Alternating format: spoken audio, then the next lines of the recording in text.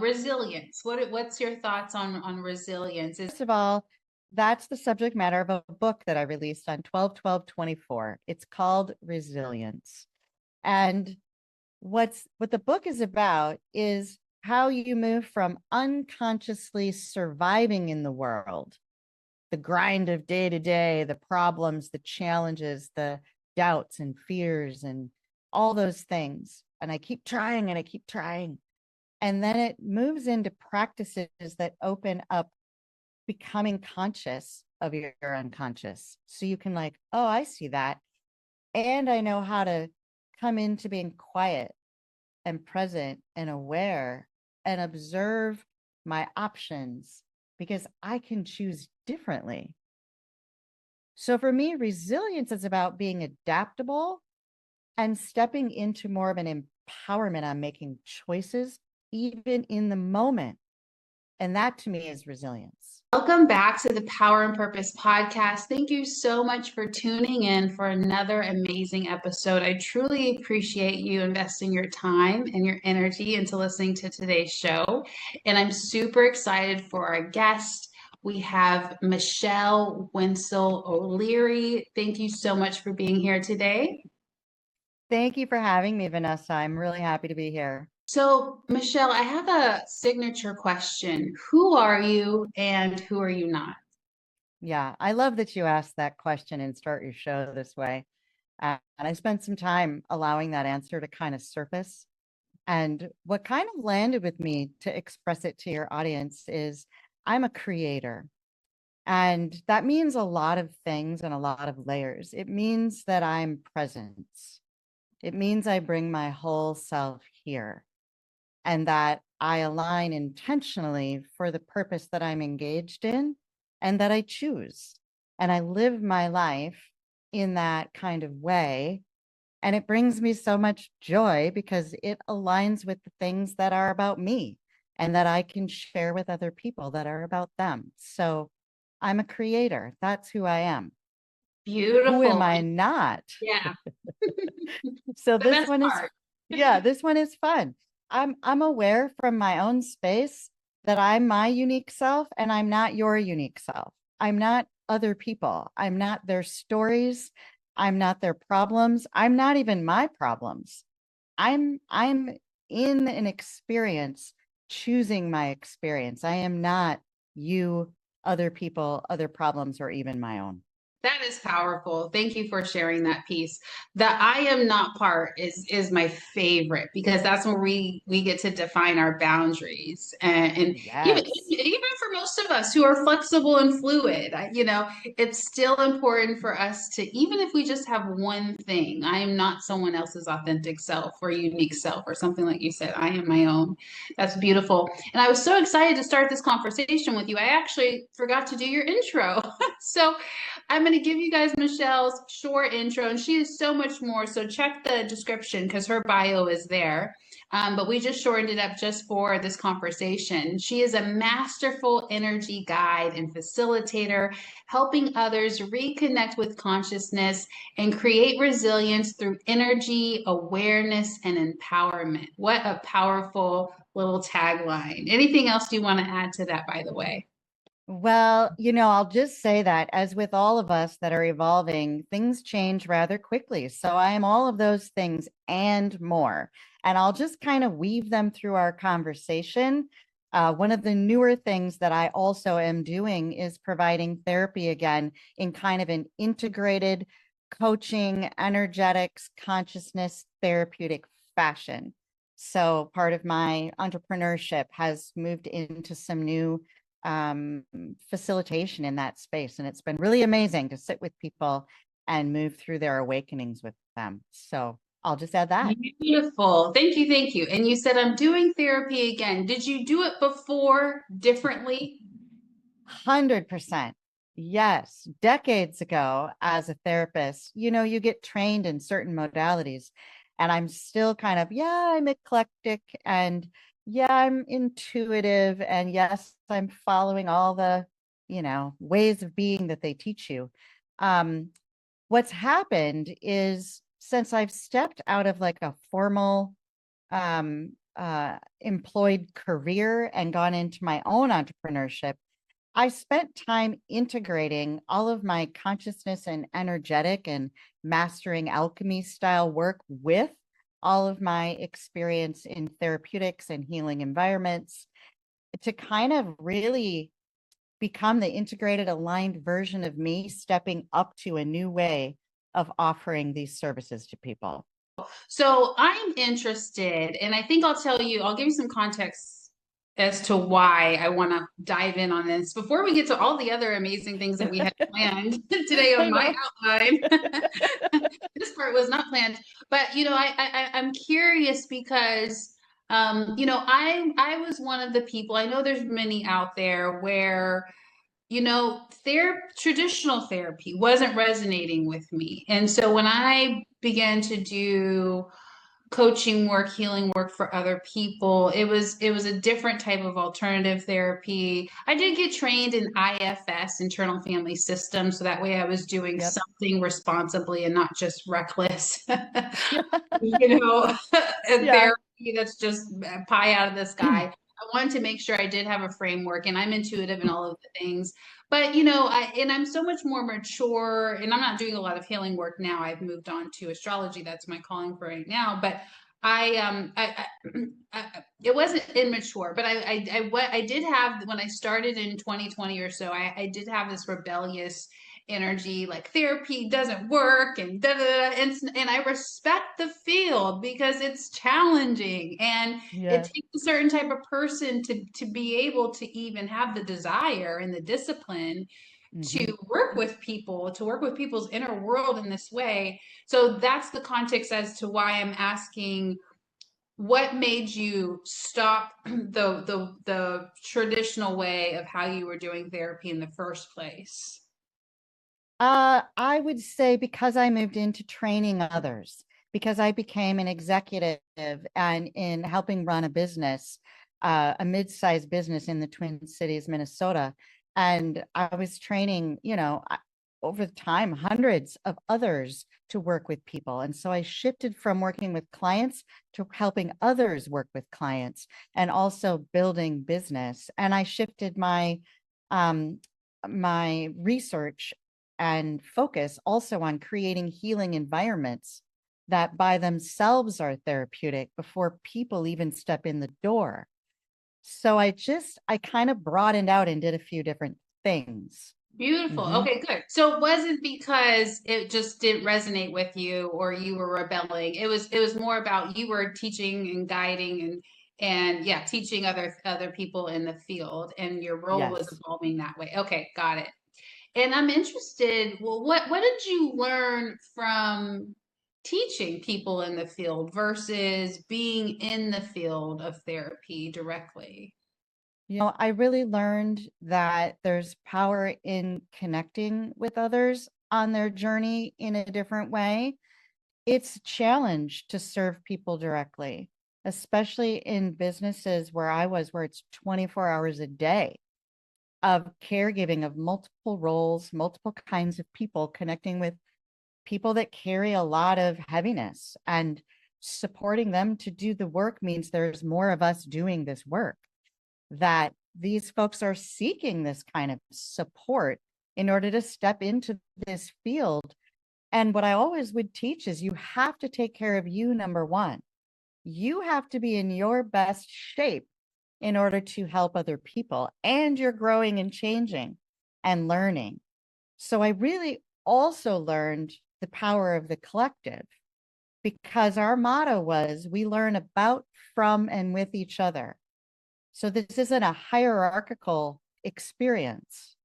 This is, what do we all see? What's our perspective? How do we come together to help a particular person or a group of people? How do we come together? That's number one, in order for us to come together for others. So it was like this microcosm, if you will, of learning how collectives flow, how helping others learn their role flow, and then also holding on to how working with people flow. So I learned a lot. It prepared me to step into this. Yes, that's so beautiful. And now that you're blending, two different worlds together, what is it like for someone who hasn't heard of therapy being blended with consciousness or energy or intuition or all of the, for lack of a better term, I love the word woo, but many people don't. I think it means wise woman. So I love it. Wise other people think woman. it's like a I don't know, a term to dismiss something, but all the woo woo stuff with therapy. So what does that look like? And what's the impact of that you're experiencing so far with your clients?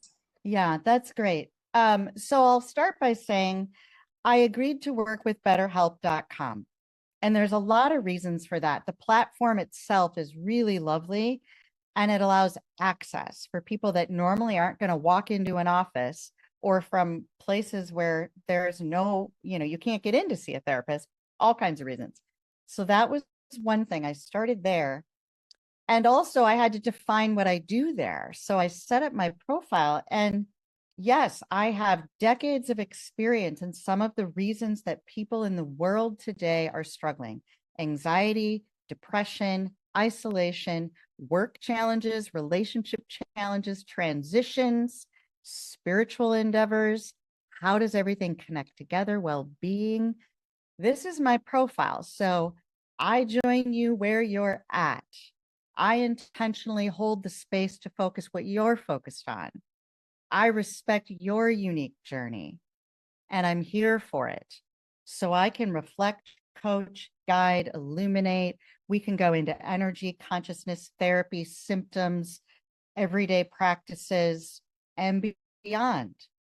And we explore that together. So the phrase, I meet you where you're at, people say that a lot. I bring my presence where you are, and I kind of open up the space right above you, just beyond your awareness. And I just sort of hold it there together with you. And we illuminate things. And you, the person that I'm with, will express themselves and find their little inner wisdom. And I'll go, and I know, like, oh, that was it. And I'll go, will you just tell me again what you just said? Just say that out loud again. And inevitably, they're in the process of doing it and they start smiling and laughing, like, oh my gosh, I've been looking for this for decades. And there it is. I'm like, yes. Because when we clear away all the noise and you get in touch with yourself, your inner spark and wisdom's right here. And I just allowed you to find it. And we just did Yeah, that together. so beautiful. Do you find that there's moments or clients, and there's no judgment. I think it just happens. We're all human. It just happens. Those clients are people who might have a guard up, they get on and they're like, everything's fine. And you with your intuitive energy, you might sense or feel, and I have all the clear audience. Clear audience is my loudest one. I'll hear Okay. something very loud, like that person is not, that they're not okay. Ask them about this and this. And the way I receive it is someone's business is not being told to me, like, I'm not crossing boundaries. It's sometimes if there's, if we're still trying to get to know each other, even if it's just a friend or we're reconnecting after 5 years, it's like, I'm asking how are things with your career? I'm tiptoeing in because I intuitively got that hit. But for you, how do you use it, or do you use it at all in that way when someone's kind of guarded and they're like, everything's fine, job's great, this is great, this is great, I'm good. Yeah, that's a great question. And I think I'm going to answer it this way. Um, the way I start getting to know someone is through online conversation. They select me, they learn about me, and I begin by letting them know that I would like them to envision what their life will look and feel like when therapy's done. What is it going to be like? What are you looking for? What's your direction? What are you focused on? How do you want to feel different? And I send them, BetterHelp has great worksheets. I found a great worksheet. It's called Therapy Goals, but it helps people step into things like, if you wake up tomorrow morning and your problems are solved, what does your day look like? Like, how do you notice? So I kind of assign these practices of beginning to imagine your future as you would like it to be and break it down into tell me what you want. So by the time I'm meeting you face to face, you've already started and you've kind of already defined for me not what's going on, but where do you want to be? What do you want? So I come in kind of already knowing and holding this, and we start from there. Does that make sense? Yes. Yeah. I help them define where we're starting and where we're going before we even meet. That's beautiful. That's beautiful. Now, talking about just some key energies that we all need. Like, I'll just throw out some energies, and you can tell me your thoughts. Resilience. What's your thoughts on resilience? Is it delusional, or is or is Well, it necessary? yeah. So I'll say three things about it. First of all, that's the subject matter of a book that I released on 12/12/24. It's called Resilience. And what the book is about is how you move from unconsciously surviving in the world, the grind of day to day, the problems, the challenges, the doubts and fears and all those things. And I keep trying and I keep trying. And then it moves into practices that open up becoming conscious of your unconscious. So you can like, oh, I see that. And I know how to come into being quiet and present and aware and observe my options because I can choose differently. So for me, resilience is about being adaptable and stepping into more of an empowerment on making choices, even in the moment. And that to me is resilience. And that to me is required. Oh, Oh, I just lost you. I'm sorry. it's okay. You lost my face, or the The whole. whole thing shifted and I don't know why, but that's okay. Okay. I'm back. Can you see me? This is a perfect time for it to happen. The adaptability and empowerment in the moment to go, okay, what just happened? I don't Yeah. know how you came back, but I just went, we're just going to continue. Yeah. That's resilience.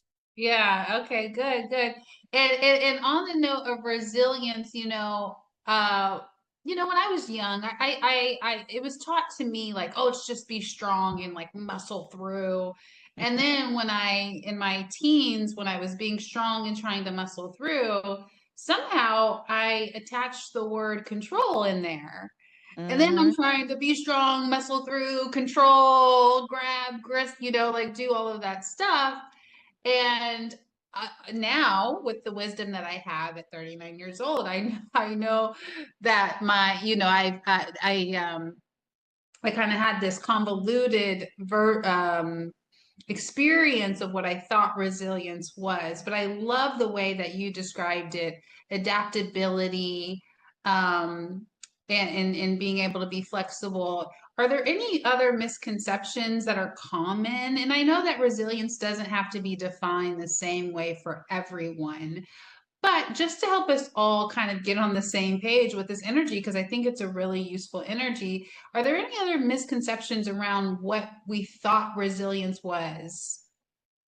That's such a big and good question. There's a few things that come to mind for me. Um, and I think I'll say it like this. It's the shoulds. I should, I should, I should, right? I should do it this way. I should follow that rule. I should do what they told me to do. I should feel bad about that. Blah, blah, blah, blah, blah. Or doubts. I don't know if I'm good enough. I don't know if I deserve this. I don't know if I'm capable. All those things. And the misconception is that somebody probably told you to do that. Somewhere in your life, someone said you should pay attention. You should follow the rules. You should be a good girl. You should be quiet. You should not be just, I don't know, all these things that is how you should be. And for me, resilience is just quiet all the shoulds because those aren't about you. Step into your moment and check in with yourself. What feels right to you? because you're your own unique creator in this moment. How would you like this moment to go? What do you desire to happen here? And what choice makes sense in your body where you go, that's it. I could actually do something completely different. And if someone else doesn't understand it, that's okay. They're not me. I'm not them. I can make choices that align for me and I'm okay. And that's what feels good to me, not what everyone thinks I should do. Yeah, and that speaks to the control that I thought resilience was about, like trying to control myself and push through and discipline myself so much. Like I'm trying to control all these things because the belief behind that is I should push through. I should work 14 hours. I should go to that thing I don't want to go to, right? That's Yes. not attached to my goals. People just Yes. want to see me. I should go because they want to see me there. So just all those expectations and shoulds. I love that. Do you have either a personal example or a fictional example or a client example, a really good story, short and sweet of what resilience looks like? Sure. I have a lot of potential examples. So I'll talk about a person I met yesterday, and here you are asking the question previously about someone who's like, yeah, things are going pretty good. And he's come a long way in a period of 3 months. And like, where do I go next? I should be doing things. I should be stepping out. I should, but I don't even know what I want to do. And that's really common today. I don't know where to begin. I don't even know where to go or what to do. Um, and the reflection was about if you let go of the shoulds, and I think you're going to align with this, and really kind of connect into where your passions are. Like, what matters to you? What values or experiences or strengths, abilities, when you tap into them, you're like, yeah, I forgot about that. Because in the noise of all the shoulds, you can't hear yourself. You can't always find those things. In the course of some reflection with him, he recognized his passions. Like, I actually really love design. I really love engineering. I really love creating things and the satisfaction of getting in there and solving things.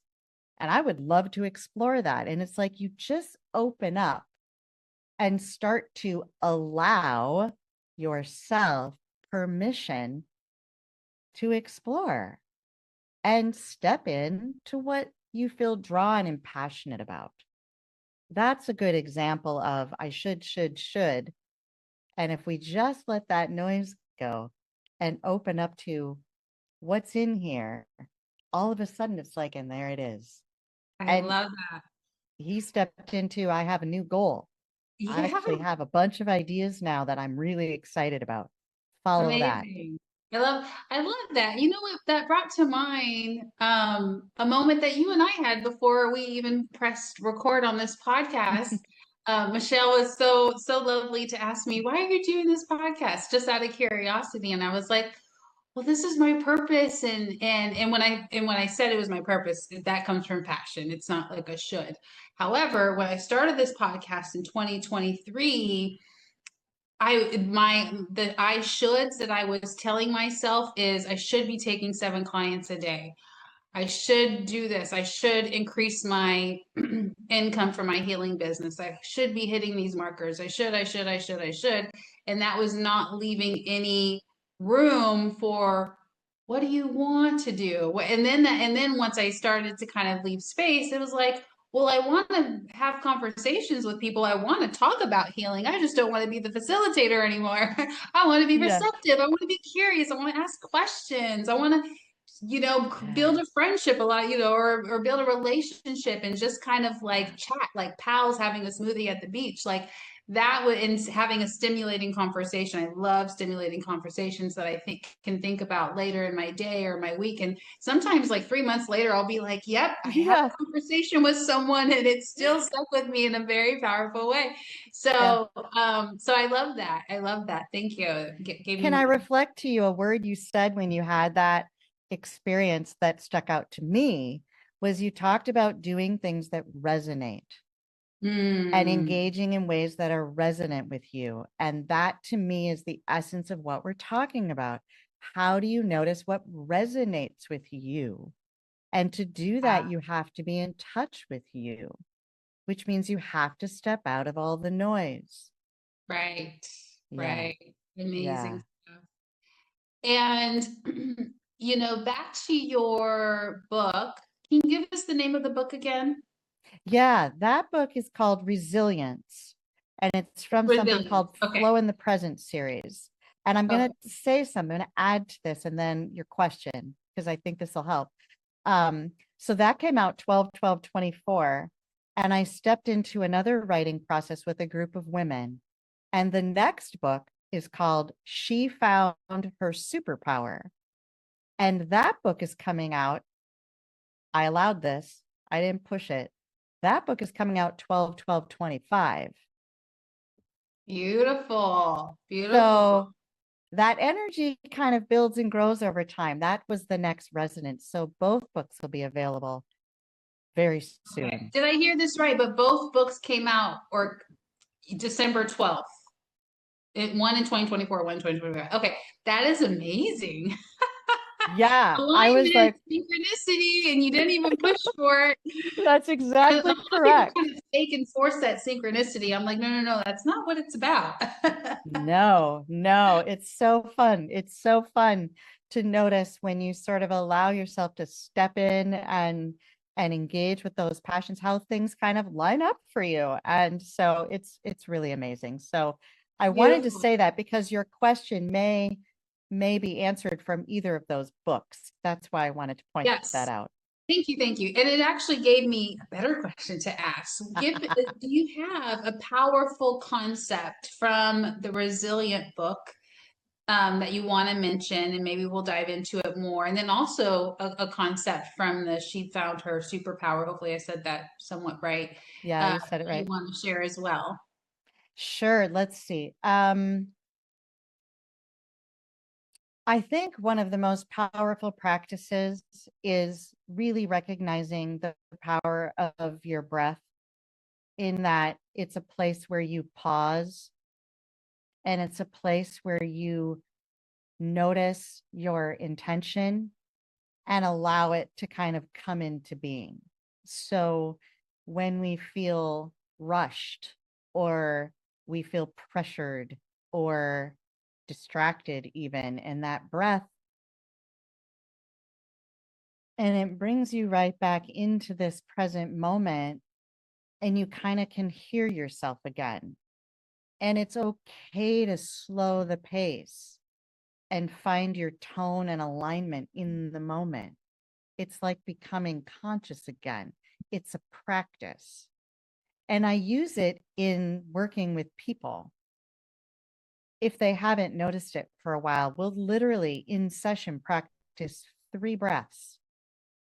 And at the end of 3 breaths, they'll decide to describe what it is. And it's like, I'm calm, I'm comfortable, I'm relaxed, I'm here, I can think again, all kinds of things. So the breath would be, from Resilience, probably the number one thing that's easy, but it is a practice.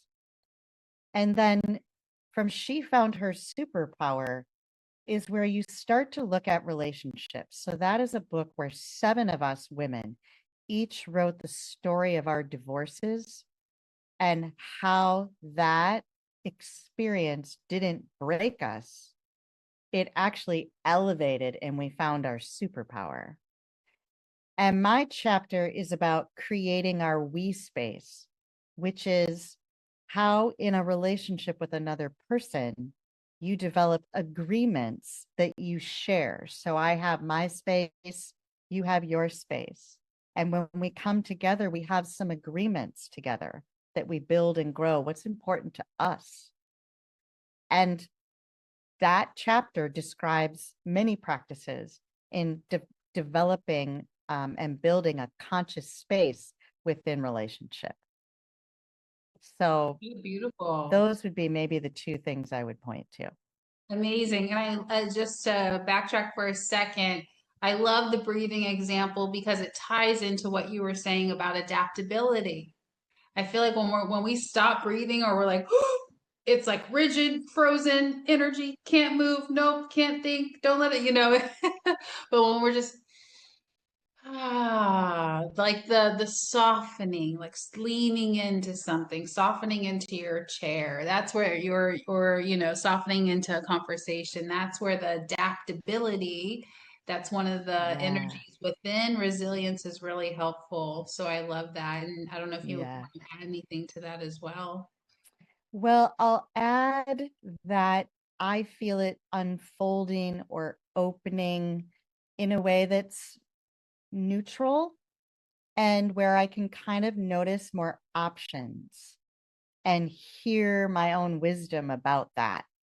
And I can also observe what's happening as information to help inform my decision making. So the only thing for me, it's for me not leaning, because leaning is shaping, and being in my own strength quietly in the moment allows me more to choose from at a pace that makes sense for me. So beautiful. And in my circle, I don't know if it's just the year of 2025, or maybe it's my age group, or maybe it's the people I choose to surround myself, clients and friends and family included. Seems like a lot of people are going through divorce right now. So, with what you were sharing about how she found her superpower, it's just like, wow.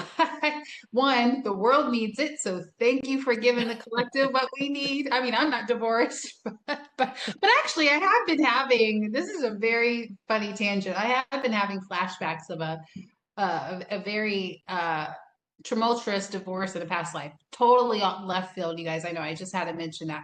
But anyway, what I was going to say is that I could see, I can't wait till it comes out, and I can't wait till I see you sharing it, and people listening to the podcast who find you through this can go and find the book, because like I said, I don't know what it is about these times right now, or maybe it's just in my reality, maybe in everyone else's reality no one's getting a divorce. But I wanted to just say thank you, because I think that's going to be medicine for so many people.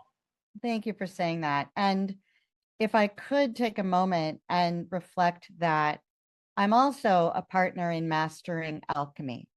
So masteringalchemy.com, a particular pathway of learning consciousness and energy skills and tools. And my awareness there in that collective that I've been a part of since 2011, my awareness there is that we are all going through these transitional times. And what's coming up frequently is coming up to be resolved, to be completed, to be released, to be let go. Also to discern the wisdom of the experience and then come back into the present moment. You don't have to carry your baggage with you. You can step into the moment fully with all your wisdom intact and experience what you desire here and now. But you're right, there's a lot of people struggling in relationship, because if it's time to clear our own selves and alignments and get in the present moment clear in our desires of creating our experience, we have to acknowledge our connections to the past and linear experiences and the ways things have been that are no longer serving us, no longer valuable to keep coming up. Yeah. Let Yeah. it go. Exactly. You said it so beautifully. And the way that I kind of explain that for myself when I need the understanding, like, why is everyone going through this? Like, well, all the masks are falling. We're all being Yes. like just dropped back into our authentic self, whether we're kicking and screaming or whether we understand it or not. It's like, and sometimes it's happening more gradually. But I think that's the path of the soul. Mhm.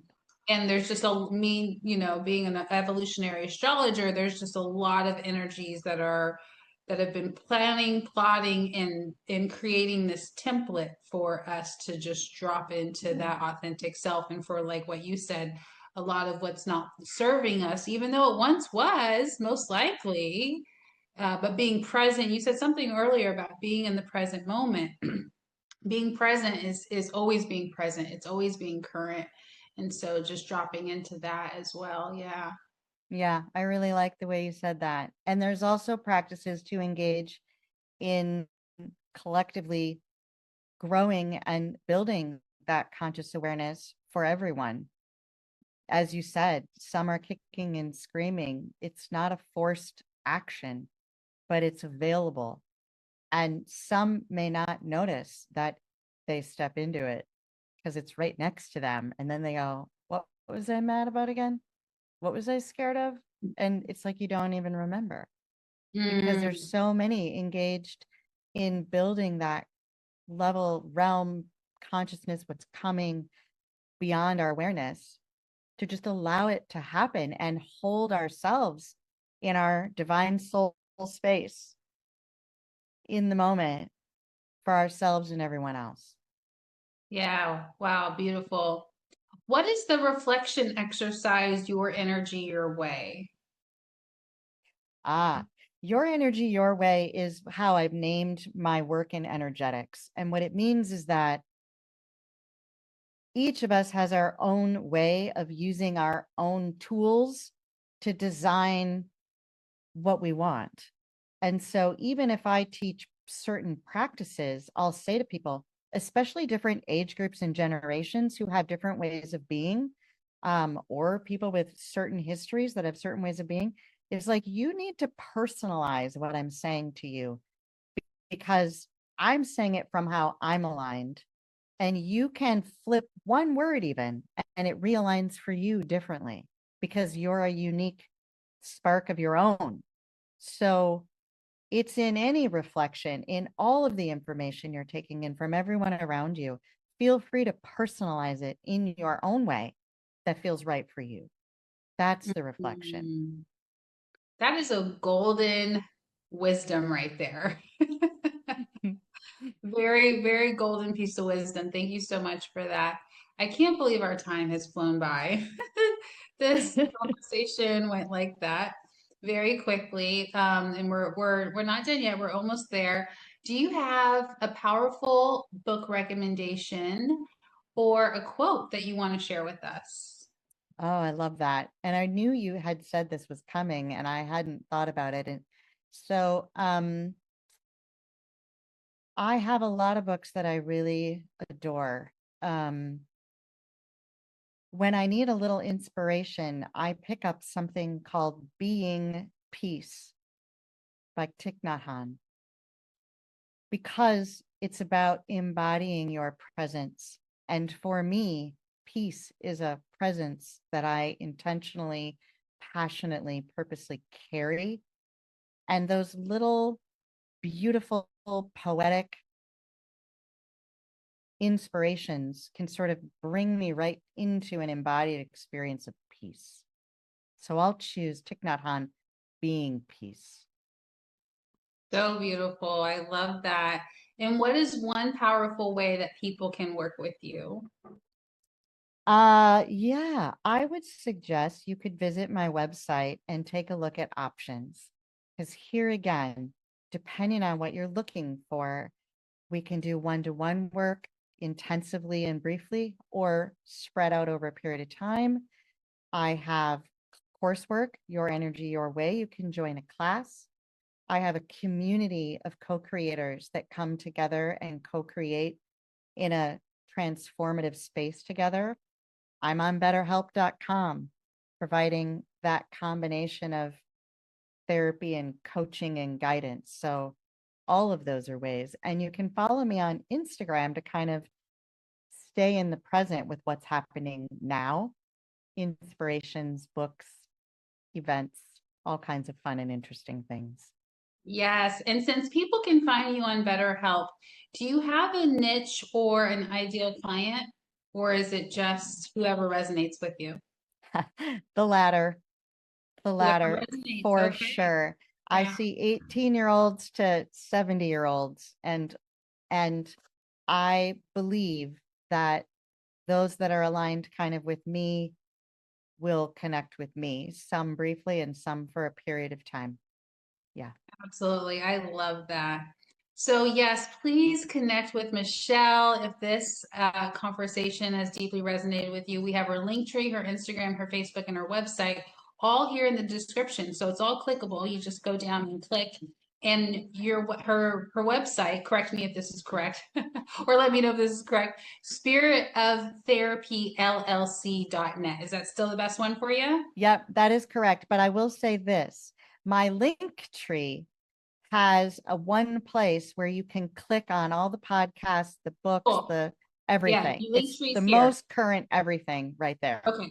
Awesome. So yeah, website, Linktree, Instagram, Facebook, all in the description. Michelle, thank you so much for being here and bearing with me. I'm on 2 hours of sleep. You've been I wish, amazing for 2 hours of sleep, oh my Vanessa. gosh, I'm at the last straw, but I enjoyed it. And it's the passion and the conversation and the connection, really connecting with your energy. Your energy is beautiful. So thank you so Oh, much for being on the show. I really do appreciate it. yeah, I loved being here. It's a pleasure to meet you and to share energy with you and co-create this episode. And I hope everyone enjoys it. Yes, thank you, thank you. Everyone who listened in, please share this episode with at least one friend. You know someone where this is going to be their cup of tea. This is the message. This is what they needed to hear this week. So copy and paste the link, send it over to them. That will help us get this episode out. Namaste and have a great day. Yes, namaste.